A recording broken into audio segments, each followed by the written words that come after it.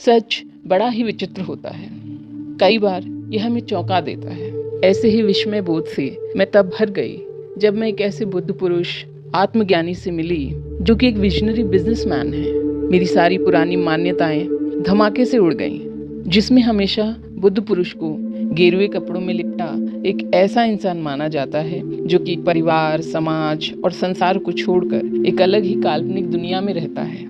पेश है कलयुग के उन क्रांतिकारी बुद्ध पुरुष के ज्ञान के कुछ अंश।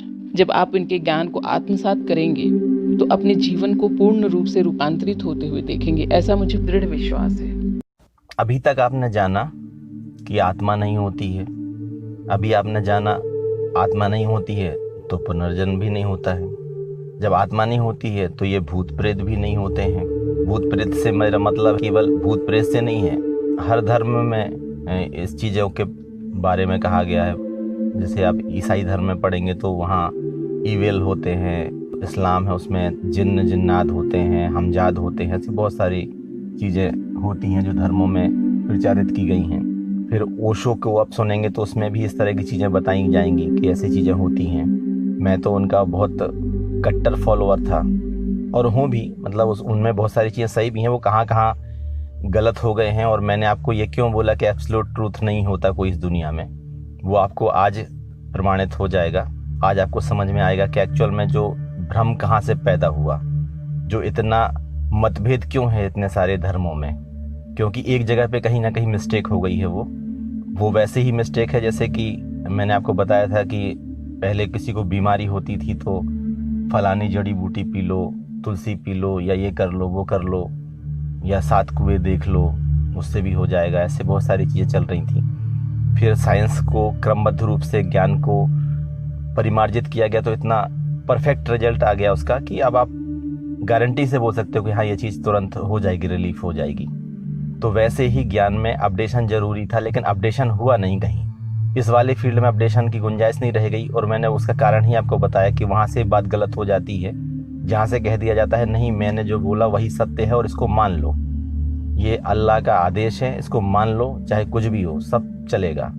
और उसी चक्कर में सारे धर्म अपने आप को बचाने में लगे हुए हैं। जब से विज्ञान का जन्म हुआ सारे धर्म अपने आप को वैज्ञानिक सिद्ध करने की कोशिश में लग गए हैं। फिर आप ये भी कहेंगे कि नहीं ये तो बहुत सारा ज्ञान है, हमारे वेदों में भरा पड़ा है और हमारे उपनिषदों में है। इस्लाम वाले बोलेंगे हमारे कुरान में है, कुरान शरीफ में तो सब लिखा हुआ है। बाइबल वाले नहीं बोल पाते क्योंकि बाइबल में ज़्यादा साइंटिस्ट पैदा हो गए क्रिश्चियनिटी में, लेकिन फिर भी बहुत ज़्यादा चल रहा है। वहाँ भी बहुत सारे भूत हो रहे हैं और भूतिया घटनाएं हो रही हैं और बहुत सारी चीज़ें फिर भी चल रही हैं। मतलब उसके बावजूद अब जो साइंटिफिक टेम्परामेंट के लोग होते हैं, जब वो ये चीज़ें देखते हैं तो वो सीधे नास्तिक ही बन जाते हैं। अब आपको आगे यात्रा पे ले जाऊंगा मैं कि जब इतना सारा ज्ञान हमारे यहाँ भरा पड़ा है, वेदों में भरा पड़ा है, तो उसका क्या, उसमें तो प्रेतों के डिवीजन तक हैं, भूतों के विभाजन हैं कि भूत कितने तरह के होते हैं। भूत होता है, प्रेत होता है, प्रेत योनि होती है, ब्रह्म होता है, चुड़ैल होती है। ऐसे बहुत सारे डिवीजन है कि कैसे में कौन होता है। अतृप्त आत्मा होती है तो ऐसा होता है, फिर वो ये बन जाता है, फिर वो बन जाता है, फिर वो भटकता है, फिर योनि होती है, फिर वो इस योनि को जाता है, उस योनि को जाता है। ऐसे बहुत सारा एक लिटरेचर मिल जाएगा आपको पूरा। ये कैसे आ गया फिर वेदों में इतना सारा ज्ञान है, उसका क्या? तो एक्चुअल में ये बात आप इसलिए बोल पा रहे हैं क्योंकि आपने वेद पढ़े नहीं हैं। मैंने आपको बताया कि मेरे पढ़ने का बहुत शौक था, तो पहले मैं ज्ञान लेने के लिए मैं सत्य के रास्ते पे चला। मैं किसी को झूठी बातें बता नहीं सकता हूँ। जो मैंने जाना है वही मैं बताऊंगा और मेरा पर्पस और उद्देश्य सफल हो जाएगा अगर मैं गलत चीज़ें बताने लग जाऊंगा आपको। तो मैं चाहूँ तो बहुत सारी गलत बातें आपको बता सकता हूँ, नहीं ऐसा है वैसा है। मैं चाहूँ तो खुद को पहले प्रेजेंट करके आत्मसाक्षात्कार की घोषणा कर सकता हूँ, लेकिन मैंने यूट्यूब को चुना। मैं चाहता हूँ कि मुझे कोई नहीं जाने, क्योंकि इंसान महत्वपूर्ण नहीं होता है, वैज्ञानिक महत्वपूर्ण नहीं होता है, विज्ञान महत्वपूर्ण होती है। मैं आपको जो ज्ञान देना चाह रहा हूँ वो ज्ञान आपके लिए काम का है, मैं आपके लिए काम का नहीं हूँ। आप खुद साक्षात्कार कर लेंगे, आप खुद एनलाइटेड हो जाएंगे, वो आपके लिए काम का है। मेरी भक्ति करें, मेरी पूजा कर लें, उससे हो जाएगा, ऐसा नहीं होगा। ना किसी से हुआ है। आप खूब मंदिर जाएं आपको भगवान मिल जाएगा, ऐसा नहीं होगा। ना हुआ है, वो लेकिन क्यों चल रहा है और वो कहाँ कहाँ मिस्टेक हुई हैं, कहाँ कहाँ सुधार की ज़रूरत है, कहाँ कहाँ अपडेशन चाहिए था, कौन सा सॉफ्टवेयर अपडेट करना था जो कि गलती से रह गया, वो सारी बातें आज मैं आपको बताने वाला हूँ। आपके आधे से ज़्यादा वहम तो आज ही आपके ख़त्म हो जाएंगे। अब आते हैं कि लोग बोलते हैं वेदों में बहुत ज्ञान भरा पड़ा है। आप जब वेद खुद पढ़ लेंगे तो आपको समझ में आएगा कि इसमें जो ज्ञान है वो आज प्राइमरी स्टूडेंट को होते हैं उससे भी बहुत कम है। मैं फिर से रिपीट कर रहा हूँ, आज की जो एजुकेशन है उसके प्राइमरी स्टूडेंट जो 5th क्लास तक रहता है उसके ज्ञान से भी कम है। लेकिन लोगों के मन में वहम है। बड़े बड़े डॉक्टर, इंजीनियर, साइंटिस्ट भी ये कहते मिल जाएंगे कि वेदों में तो ज्ञान भरा पड़ा है। वहाँ कोई भी ज्ञान नहीं है। आप उसको अच्छे से पढ़ें, किसी की बात ना मानें, पहले खुद पढ़ें तो आपको समझ में आ जाएगा। अब आपको मैंने बताया था एब्सोल्यूट ट्रूथ अलग अलग है, वो इसी कारण से बताया था। अगर सभी ईश्वर एक हैं, सबका एक ही ज्ञान आया था, तो इस्लाम में अलग ढंग से पूरी चीज़ें एक्सप्लेन की गई हैं, वेदों में अलग ढंग से की गई हैं, बाइबल में अलग ढंग से की गई हैं, सब में अलग अलग मालिक बताए गए हैं। आप बोल सकते हैं कि नहीं नाम का बस भेद है, नाम का बस भेद नहीं, ज्ञान का भी भेद है। आपको इस्लाम में ये नहीं बोला जाएगा कि पुनर्जन्म होगा, लेकिन आपको हिंदू धर्म में बोला जाएगा पुनर्जन्म होगा। जो भी इस तरफ जो धर्म पैदा हुए हैं पूर्व की तरफ, वो सब में पुनर्जन्म होता है, और जो पश्चिम की तरफ हुए हैं वो उसमें सब में पुनर्जन्म नहीं होता है। क्रिश्चियनिटी में भी नहीं होता है पुनर्जन्म। तो आप कहेंगे ये तो कन्फ्यूजन की स्थिति है, इसको कैसे इसका निवारण हो, कि ये कैसे समझ में आएगी क्या चीज़ ट्रूथ है। और असलियत में जो अभी के जो बुद्ध पुरुष पैदा हुए हैं, जिसमें जय कृष्णमूर्ति हैं और ओशो हैं और अभी सदगुरु हैं जो जीवित हैं, तो ये कहाँ पे इनका ज्ञान क्या है, ज्ञान को समझना ज़रूरी है आपको, क्योंकि एक्चुअल चीज़ वही है कि जो आत्मज्ञान मिलता है वो है क्या चीज़ एक्चुअल में। तो मैंने आपको बातों की शुरुआत करने के लिए शुरू में ही बताया था, क्योंकि जब तक किसी इस तरह के ज्ञान वाले को आत्म साक्षात्कार ना होता, जिस तरह का ज्ञान मेरा है, मनोविज्ञान का, सम्मोहन का, विज्ञान का, तब तक इस तरह की चीज़ आपके सामने आ भी नहीं सकती थी कभी, जो आज आ रही है। जहाँ से मैं अपनी बातों को कर रहा था उसके उस पार्ट को कंटिन्यू करते हैं, अचेतन मन को। जब डॉक्टर सिगमंड फ्रायड ने अचेतन मन को प्रूफ किया, उसके एक्सपेरिमेंट करके दिखाए, तो उन्होंने एक नई टर्म डेवलप की, पोस्ट हिप्नोसिस। अब पोस्ट हिप्नोसिस को आप समझेंगे तो आपको बहुत सारी चीज़ें क्लियर होंगी, आप आगे बढ़ते जाएंगे। उन्होंने एक प्रयोजक को हिप्नोटाइज़ किया, स्टेज पे ही थे वो, बहुत सारे पब्लिक थी। उन्होंने उस बंदे को हिप्नोटाइज़ किया और उसको हिप्नोटाइज़ करके उसको ये सजेस्ट किया, उसको ये भावना दी कि जब भी मैं चुटकी बजाऊंगा तो तुम्हें उबासी आने लगेगी, और उसके बाद उसका सम्मोहन तोड़ा। ऐसे उन्होंने 3 प्रयोजकों को अलग अलग किया ये प्रयोग, और वो अपनी जगह पे बैठ गए। अब उनको पता नहीं है कि मुझे ऐसी कोई भावना दी गई है, लेकिन लोगों को, सारे लोगों को पता है कि ऐसी भावना इन्होंने दी हुई है, ऐसा उनको सजेशन दिया हुआ है। जब सिगमंड फ्रायड ने अपने भाषण के दौरान चुटकी बजाई, 3 चुटकियों पे भावना थी कि 3 चुटकी बजाऊंगा तो आपको उबासी आएगी। तो जैसे ही उन्होंने 3 चुटकियां बजाई तो तीनों को उबासी आने लगी। तो फिर उन्होंने दोबारा ऐसा भाषण के दौरान फिर से किया तो फिर से उबासी आने लगी। फिर उनसे पूछा कि आपको उबासी क्यों आ रही है, अलग अलग तीनों लोगों से। तो उन्होंने सबने अपने अपने कारण बताए। एक ने बोला कि मुझे शायद रात में मेरी थकान ज़्यादा हो गई थी इसलिए आ रही थी। सबने अपने अपने कारण दे दिए, लेकिन ये चीज़ उन्होंने प्रूफ करी कि जो भी भावनाएं हमें अचेतन मन में होती हैं, हमें पता भी ना हो तब भी उनके परिणाम हमारे चेतन मन पे हो जाते हैं। और यही सब कारण हैं मनोविज्ञान के रोगों के। मनोविज्ञान के जो रोग होते हैं, मनोवैज्ञानिक रोग होते हैं, जो मानसिक बीमारियां होती हैं, उनकी रूट्स जो है ना अचेतन मन में होती हैं। अब आपको जानना पड़ेगा, ऐसे बहुत सारी बीमारियां हैं जिनको लोग भूत प्रेत की बीमारियों के नाम से जानते हैं। कई लोगों को देवी भी आ जाती हैं, कई को देवता भी आ जाते हैं, कई लोगों के ऊपर जिन्न भी आ जाते हैं, कई को भूत प्रेत भी आ जाते हैं, फिर वो ठीक भी होते रहते हैं। ऐसी बहुत सारी प्रक्रियाएं आपने देखी होंगी जिससे आपको लगता होगा नहीं ये चीज़ें सही हैं। एक्चुअल में ये सब मानसिक अवस्थाएं हैं। जब आप सम्मोहन की गहरी अवस्था में होते हैं, जिसको डीप ट्रांस बोलते हैं, उस समय जो मैंने आपको बताया था सम्मोहन की 3 अवस्थाएं होती हैं, माइल्ड होती है, मीडियम होती है और डीप ट्रांस होती है। जब कोई व्यक्ति डीप ट्रांस में होता है तो हमारे 5 सेंस ऑर्गन, जो उसके अंदर सजेस्टेड चीज़ है, जो उसके अंदर इनबिल्ट चीज़ है चेतन में, उसको वो दिखाने लग जाते हैं और सुनाने लग जाते हैं। अगर किसी सिजोफ्रेनिक व्यक्ति है कोई, उसको दिखाई देता है कि कोई एक आदमी आता है और मुझे मारने की कोशिश कर रहा है, तो आप उसको सीसीटीवी की फुटेज दे दें कि देखो उस समय कोई नहीं था यहाँ पे, तब भी वो मानने के लिए तैयार नहीं होता है कि ऐसा नहीं था, क्योंकि उसको वो दिखता है। अगर आपको ऐसा लग रहा है कि जो हमारी आँख है ना वो ही देखती है, तो ये आधा सत्य है, ये पूरा सत्य नहीं है। आँख देखती नहीं है, आँख केवल उस एक कैमरा है, वो केवल उसको रिसेप्ट करता है आपकी प्रकाश की जो भी संवेदनाएं हैं, और वो जाती है तंत्रिका तंत्र से और आपके ब्रेन को इन्फॉर्म करती हैं कि ये चीज़ सामने है, और ब्रेन आपको एनालाइज करके बताता है कि यह चीज़ सामने है। अगर आपके वो ब्रेन में अचेतन मन का संपर्क जाएगा, जैसे सपने में होता है, आंख बंद होती फिर भी आप देख रहे होते हो और आपको लगता है रियल है ये, आपने भी अनुभव किया ना उस चीज़ को। मतलब जो मैं बता रहा हूँ वो चीज़ वो है जो आपने की है अनुभव, ऐसा नहीं कि कुछ ऐसी चीज़ बता रहा हूँ जो आपके समझ से ही परे है। जैसे आपको सपने में लगता है कि सच है, पूरे तेरा सामने ये चीज़ हमारी घट रही है, ऐसे ही आँख खोल के भी लग जाता है लोगों को जो सिजोफ्रेनिक होते हैं कि सामने ये चीज़ हो रही है मेरे, जबकि वो नहीं हो रही होती है। अगर आपको सम्मोहन की गहरी अवस्था में डाला जाए, डीप ट्रांस में डाला जाए और बोला जाए सामने अमिताभ बच्चन खड़ा है, आप आँख खोल के देखिए, तो आपको अमिताभ बच्चन दिखाई देगा खड़ा हुआ, आँख खोलेंगे तो, जबकि वहाँ कोई नहीं खड़ा होगा।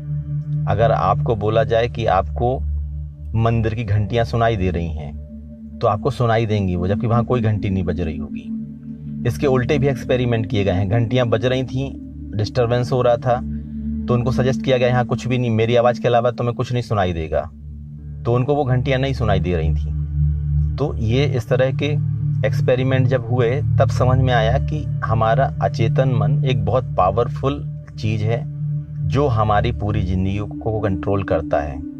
और जो ध्यान होता है, जितने भी मेडिटेशन है, वो हमारे अचेतन मन में उतरने की ही तकनीकें हैं और कुछ भी नहीं। आप जो रिजल्ट आप ध्यान से आपको मिलते हैं वही रिजल्ट आपको सम्मोहन से भी मिल जाएंगे। सेल्फ हिप्नोसिस भी एक्चुअल में ध्यान ही है।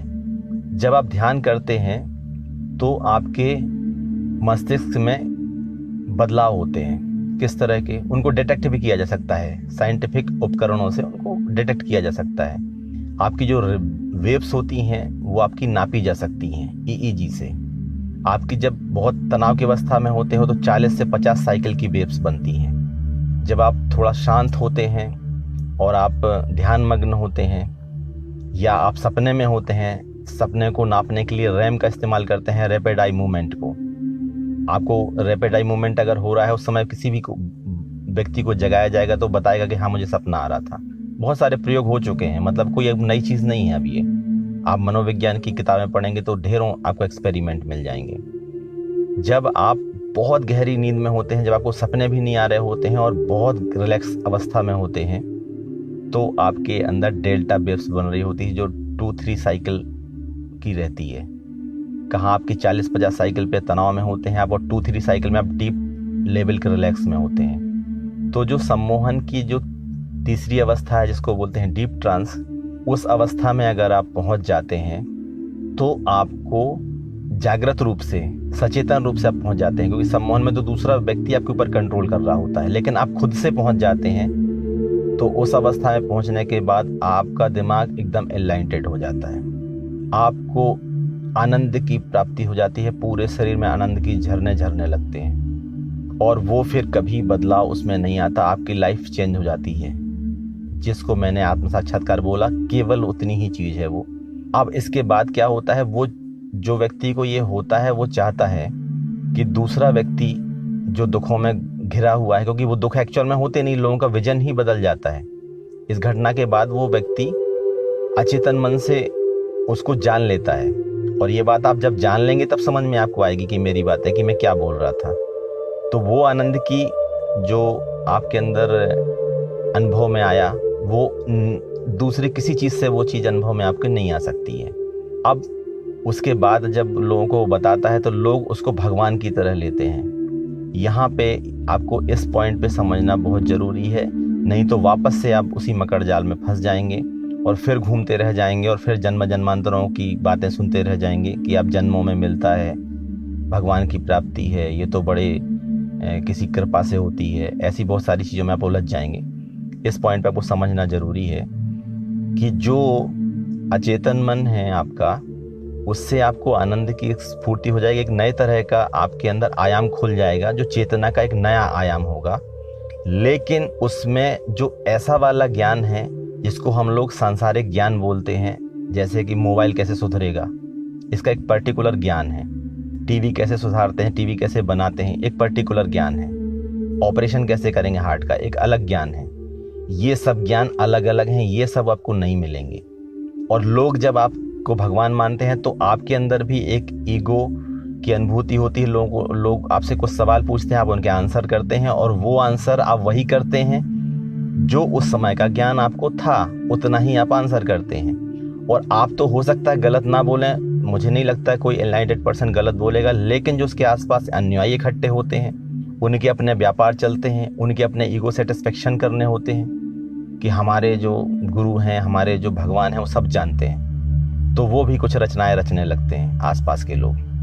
तो एक ग्रंथ पैदा होते हैं धर्म के, और उनको लोग उसके ऊपर सवाल ना उठाएं तो ये चीज़ फैला दी जाती है कि नहीं, इसके ऊपर सवाल नहीं उठाना है, ये तो ब्रह्म वाक्य है, ये तो लास्ट वचन है, इसमें कोई गलती कभी नहीं हो सकती है, ये हमेशा सही रहेंगी। जबकि ऐसा नहीं होता है। ये ज्ञान अलग है, वैज्ञानिक ज्ञान अलग है। आत्म साक्षात्कार से आपके जीवन की गुणवत्ता बदल जाती है, आपके जिंदगी की गुणवत्ता बदल जाती है। लेकिन जो ज्ञान है, जिसको साइंटिफिक ज्ञान बोलते हैं, वो आपको प्राप्त नहीं होता है। और ये प्रमाणित है, ये मैं बोल रहा हूँ इसलिए मान लो, ऐसा नहीं है।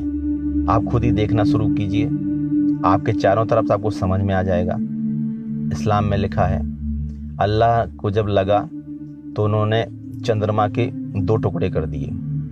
कैसे पॉसिबल हो सकता है ये सोच तभी हो सकती है जब उसको लगे उतनी ही दुनिया। जैसे कि आज आप एक ऐसे बच्चे को ले लें जिसको ये सब चीज़ें नहीं पता हो कि चंद्रमा की साइज क्या है, पृथ्वी की साइज क्या है, ये इनका विज्ञान जो खोज हो चुकी है वो मालूम ना हो अगर, तो वो ये कल्पना कर सकता है, आराम से कर सकता है कि चंद्रमा तो जरा सा दिख रहा है, छोटा सा ऊपर बॉल की तरह, 2 टुकड़े कर देंगे। थोड़ा पावरफुल आदमी है, अल्लाह है, वो तो 2 टुकड़े कर देगा, कोई दिक्कत नहीं है। अल्लाह ने पृथ्वी और आसमान को अलग अलग कर दिया था, एक बार बोला अलग हो जा, सब अलग अलग हो गए। जबकि पृथ्वी और आसमान जुड़े हुए ही नहीं थे कभी। आसमान जैसी कोई चीज़ है ही नहीं है, खालीपन जो है वो ही आसमान है, तो आसमान तो अनंत है। आकाश जो है वो पूरा ब्रह्मांड ही है, उसमें जो खाली स्थान है वो बहुत बड़ा है। ये कल्पना भी नहीं थी उन लोगों को। तो ये सब चीज़ें जो भी बोलेंगे वो सब गलत होंगी, क्योंकि वो उस ज्ञान के आधार पर बोल रहे हैं जो उस समय मौजूद था। बाइबल में भी ऐसी बातें बोली गई हैं जो कि बिल्कुल गलत थी, कि ज़मीन चपटी है, उनको वही मालूम था तो उनको वही उन्होंने बोल दिया। इसलिए मैं आपको बोल रहा हूँ कि जो ज्ञान है विज्ञान का, जो प्रयोगों पे आधारित है, जो खोजों पे आधारित है, ये ज्ञान नहीं मिलता है आत्म साक्षात्कार में। इस बात को आप दिमाग में बिठा लें। अब ये जो आपने सोचा होगा कि ये जो कोई आत्मज्ञानी है वो उसको सब कुछ ज्ञान मिल जाता है, ऐसा अगर होता तो आपको बुद्ध जो है वो हॉस्पिटल में ऑपरेशन करते भी मिलते और वो लोगों का इलाज भी करते मिलते। जैसे उन्होंने जीसस से तो करवाई दिए हैं इलाज, कि कोई आता था अंधा और उसको वो आँखें दे देते थे, कोई आया लंगड़ा वो उसको ठीक कर देते थे। ये सब कहानियाँ बनाई जाती हैं बाद में। आप अगर आँख उठा के देखेंगे, आप अगर सही ढंग से एक बार देखना शुरू करेंगे तो आपको समझ में आएगा, वो तो खुद को जो मारने लोग आए थे उनको भी आँखें नहीं दे पाए, कि भाई उन्हीं को आँखें दे देते कि भाई ये तुम क्या कर रहे हो, गलत कर रहे हो। लेकिन वो अंधों को दे देते थे, उनको नहीं दे पाते थे। लोग फिर विरोध कैसे कर सकते अगर कोई इतना चमत्कारिक पुरुष है तो आपको ये बात समझ लेना चाहिए कि जितने भी धर्म ग्रंथों में इस तरह की जो बातें हैं, जो साइंटिफिक बातें हैं, ये सारी गलत हैं, क्योंकि वो उसी तरह की बातें हैं जिस तरह की बातें कल्पना से उपज सकती हैं। अब आपको आत्म साक्षात्कार के बारे में आपको कुछ अनुभूति हुई होगी कि आत्म साक्षात्कार की एक्चुअल में जगह क्या है और उससे मिलता क्या है। आत्म साक्षात्कार से उपलब्धि किस चीज़ की होती है, ये आपको समझ में आया होगा। और उसकी ज़रूरत क्यों है? उसकी ज़रूरत इसलिए है क्योंकि आपकी गुणवत्ता बदल जाती है, आपके जीवन जीने का नज़रिया बदल जाता है, आपके अंदर एक आनंद की अनुभूति लगातार होती रहती है। तो ये चीज़ें आपको उपलब्ध हो जाती हैं, आपके आँखों में एक ट्रूनेस उत्पन्न हो जाती है। लेकिन उससे सारे ब्रह्मांड का ज्ञान हो जाता है, ये नहीं है। अब दूसरी बात आती है, मैं जो बोलता हूँ ईश्वर या भगवान, तो इस दुनिया को किसने बनाया? ऐसे सवाल सीधे ही पहले नंबर आत्मज्ञानी से लोग पूछना पसंद करते हैं कि संसार को किसने बनाया। तो ये संसार जो विज्ञान कहता है कि किसी ने नहीं बनाया, ये नियमों और सिद्धांतों पे आधारित है, इसको किसी ने नहीं बनाया। वही बात सत्य है, किसी ने भी उसको नहीं बनाया है, केवल नियम बने हुए हैं। और जिसको आप विज्ञान के नाम से जानते हैं, वो विज्ञान ने भी कुछ बनाया नहीं है, उसने उन नियमों को जानने की कोशिश की है और वो जानता चला जा रहा है। उन नियमों को जान के ही कुछ चीज़ें फिर बना दी जाती हैं। जैसे अगर ग्रेविटी का नियम जान लिया गया तो फिर पाया गया कि अगर ग्रेविटी से बाहर किसी चीज़ को फेंक दें हम तो वो तो वहीं रह जाएगी, तो सैटेलाइट बन गए। आप ज्ञान का उपयोग करके फिर दूसरी चीज़ की, कोई सैटेलाइट को आप बाहर फेंक देते हैं अपनी पृथ्वी के ग्रेविटेशन क्षेत्र से, तो वो बाहर लटके रह जाते हैं। उससे हमारा मोबाइल चल रहा है, टीवी चल रही है, बहुत सारे इंटरनेट चल रहे हैं। तो ज्ञान जो है, साइंटिफिक ज्ञान है, वो तो खोजों से ही मिलेगा, खोज से ही होगा। आत्मज्ञान का उससे कोई संबंध नहीं है।